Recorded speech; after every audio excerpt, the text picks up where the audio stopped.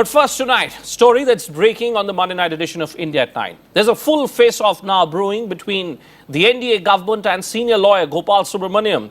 CNN is learning through sources that Mr. Subramanium is extremely upset. He's livid with the negative stories which are appearing in media against him. Sources are telling us that Gopal Subramaniam is someone who's a judge in waiting for the Supreme Court. A CBI report has raised questions against Mr. Subramaniam's professional conduct in 2G case when he was the government's attorney. Subramaniam, incidentally, in a letter way back in 2011, in the month of July to be specific, he had written that letter to Law Minister Kapil Sibal. He had denied all allegations which are being levelled by the CBI against him way back in 2011 itself. Rather interestingly, Mr. Subramaniam was also the attorney arguing against Amit Shah and the Gujarat government led by Narendra Modi, who was then the Chief Minister of Gujarat, in the Subramaniam Sheikh fake encounter case.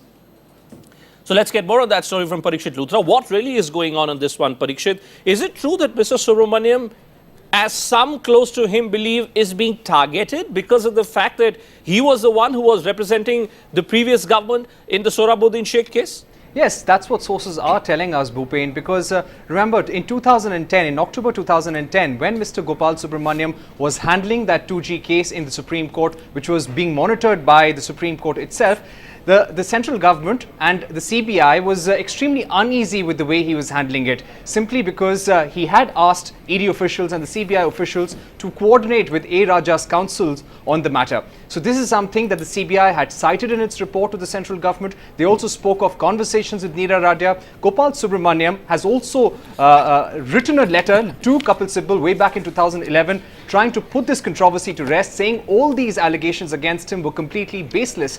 So that's why he feels that now that these issues are being raised again, it's quite clear that he's being targeted.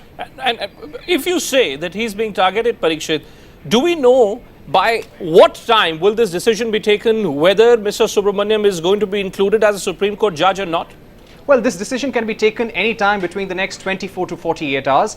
Remember, this decision was put on hold some weeks ago when the central government got a report from the CBI and the Intelligence Bureau. We now believe that this decision is on the final stages and will be taken very soon. All right, Parikshit, thanks for joining us with that breaking story. That's a story which we'll track very, very closely because Mr. Subramaniam happens to be one of the topmost legal jurists in our country.